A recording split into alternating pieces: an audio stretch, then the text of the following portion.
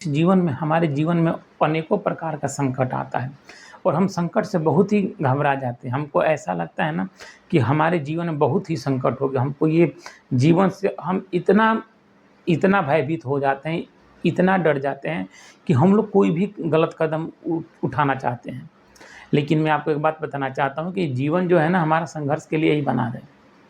इस मनुष्य के जीवन में जो भी जन्म लिए हमें संघर्ष किए। श्री राम जी जन्म लिए वो भी संघर्ष किए, श्री कृष्ण भगवान ने जन्म लिए वो भी संघर्ष किए। हमारा जीवन संघर्ष के लिए ही बना रहता है और हम सोचते हैं कि हमारे जीवन में सब कुछ आराम से मिले। ये गलत है, ये हमारी सोच ही गलत है। हमें ऐसा बिल्कुल नहीं सोचना चाहिए। हमें तो ये सोचना चाहिए कि ये हमारा जो जीवन मिला है ये किस काम के लिए मिला है। मैं कौन हूँ?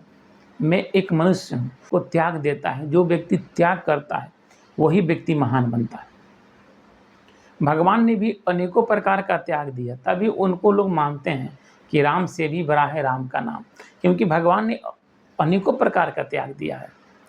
और हमें भी उनकी राह पे चलना चाहिए, हमें भी वो त्याग करना चाहिए, तभी हम लोग आगे बढ़ सकते हैं। और हमारा ये जीवन केवल हमारे लिए ही नहीं बना है। अगर हमारा जीवन हमारे बीवी बाल बच्चे माता पिता भाई बहन सबको करना है, इसके बाद हमारा ये जीवन में हमारे संसार को भी देना है। और सबसे पहला जो अधिकार है वो माता पिता का और ईश्वर का है, उनको भी देखना सबसे ज़रूरी है। जो हम लोग दुख का दिन आता है तो हम लोग तुरंत भगवान का सुमिरन करना छोड़ देते हैं।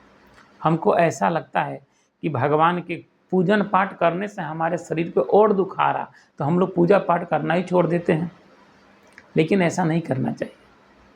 अगर आपके ऊपर बहुत ज़्यादा संकट है, कुछ समझ में नहीं आ रहा हमें क्या करना चाहिए, तो आपको वो राह को कभी नहीं छोड़ना चाहिए, क्योंकि वही एक ऐसा रास्ता है जो आपको आपके संकट से निकाल सकता है।